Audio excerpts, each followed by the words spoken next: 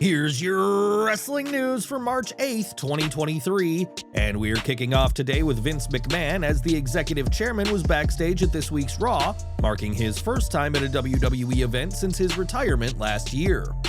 After his return to WWE in January, talent expressed their concerns about the chairman returning to creative, with reports coming out that the company's morale had once again taken a dive. In multiple meetings, talent had to be reassured that McMahon's return to the company would not influence the product, and it appears that the roster have finally been convinced. According to Fightful Select, McMahon was indeed at gorilla position throughout Raw and was not shy to say hello to talent, but none of the talent or staff who spoke to Fightful said he was providing instructions or feedback. The wide discussion in the locker room and among talent was that Vince McMahon was there to visit John Cena and to enjoy the show, and it was believed had Cena not been there, Vince wouldn't have shown up. The fact that the roster were unfazed by McMahon's presence is in stark contrast to when he returned in January, and it was reported that talent were disgusted last June when McMahon appeared on TV after the Wall Street Journal stories emerged. Fightful added that there didn't seem to be a lot of panic at Raw over Vince being there, but the real test will be if he's at this Friday's Smackdown. While McMahon being at the show didn't cause a sense of dread, his physical appearance certainly turned heads as he arrived with dyed hair and a small mustache, which made him look like Gomez Addams from the Addams Family. Talent and staff were not briefed that McMahon was going to be at Raw, with one higher-up saying that they wish they had been given a heads up, especially with everything that has transpired over the past 9 months. With McMahon making his return to Backstage, the WWE superstars hope that this was just a one-off appearance by the chairman, but with WrestleMania 39 drawing ever closer, we'll have to see if McMahon can keep away from TV like he vowed to do when he returned in January. So 2 months after his return to WWE, Vince McMahon made his return to programming, but why exactly was he at the show? According to sources in WWE, McMahon was merely there to see John Cena, as the pair have remained close despite everything that has happened, but many people aren't buying it. There's no shortage of people who believe McMahon still plans on taking over as head of creative, even if he didn't take charge this week, and that this week's friendly visit may have just been the start of his latest master plan. On Wrestling Observer Radio, Dave Meltzer addressed McMahon's return and did say that what WWE are telling people is not the whole truth, adding, "He's doing more than they're letting on, but the person in control was Triple H. It's not like Vince McMahon was there and doing stuff, but it's not like he was there to see John Cena, say hi to a few people, and left. That didn't happen either, so the truth is in the middle." Given that McMahon was able to orchestrate his return to the top of WWE less than 6 months after retiring forever, we wouldn't put it past McMahon to try and take control of creative once more, but for now, the only person who really knows McMahon's plans is Vince McMahon himself. All we know for certain right now is that McMahon was backstage at Raw and he was saying hi to talent at the show. Given that he is their boss once more, the superstars were no doubt friendly when they spoke to the 77-year-old billionaire, but some tried to avoid the interaction altogether.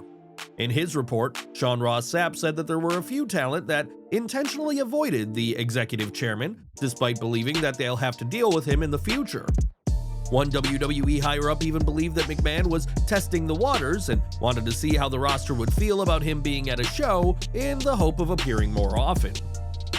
With talent unfazed at his appearance at Raw for the most part, it's certainly likely that McMahon will try and make future appearances, and Fightful's report added that many expect him to be seen at other upcoming events. If McMahon's plan is to become somewhat regular backstage, then you can expect that he'll be at WrestleMania 39, and those superstars who avoided him this week will have to confront the boss sooner rather than later. Now, if you've been to a WWE event, you'll know that the crowd can get rowdy at times, but the fighting should always stay with those who are competing in the ring.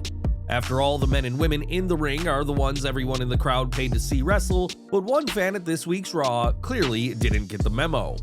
On Twitter, footage emerged of a fan being ejected from the TD Garden by security, and it was subsequently reported that this fan had tried to start a brawl with Boston PD.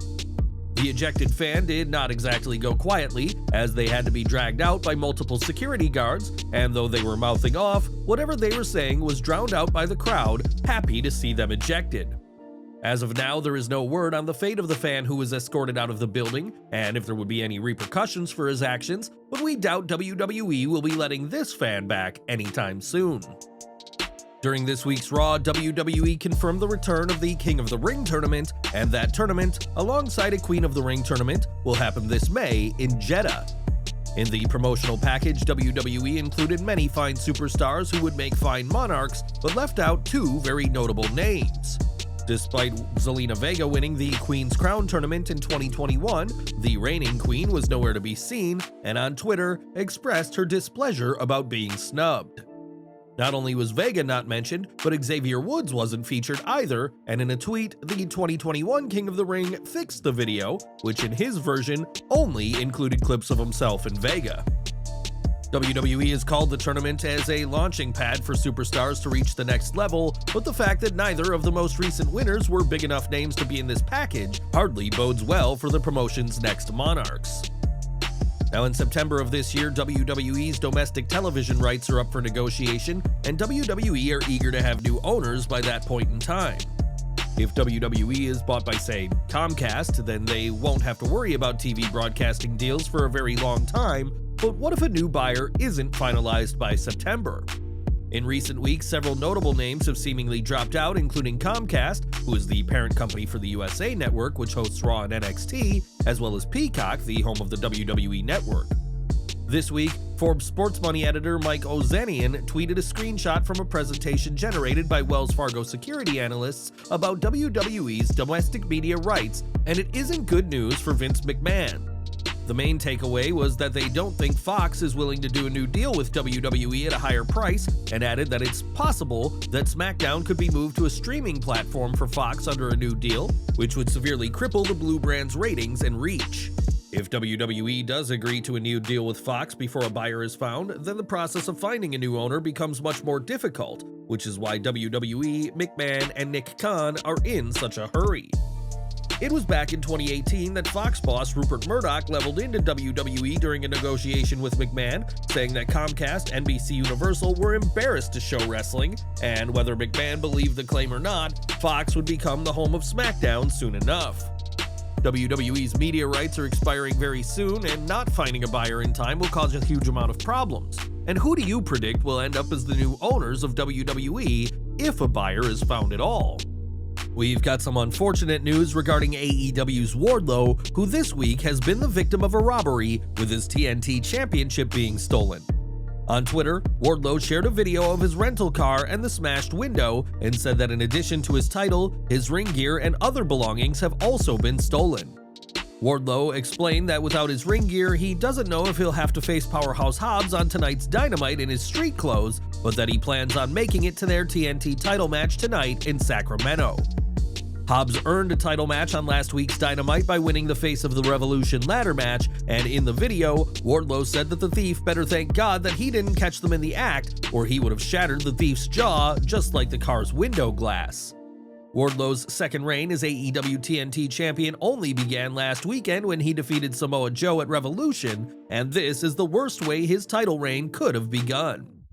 As to whether AEW will use a replica title for tonight's match or explain the situation on TV, that remains to be seen, but hopefully it won't be long before Wardlow and his possessions are reunited and this thief is brought to justice.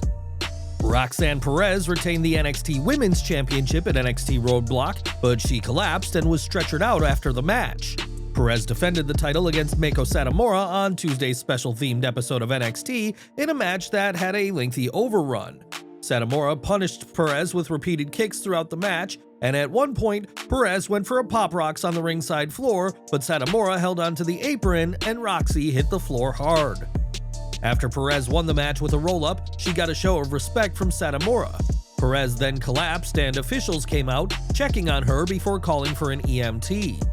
Shawn Michaels came out with the paramedics, and Booker T, Perez's mentor, came to the ring from the commentary booth.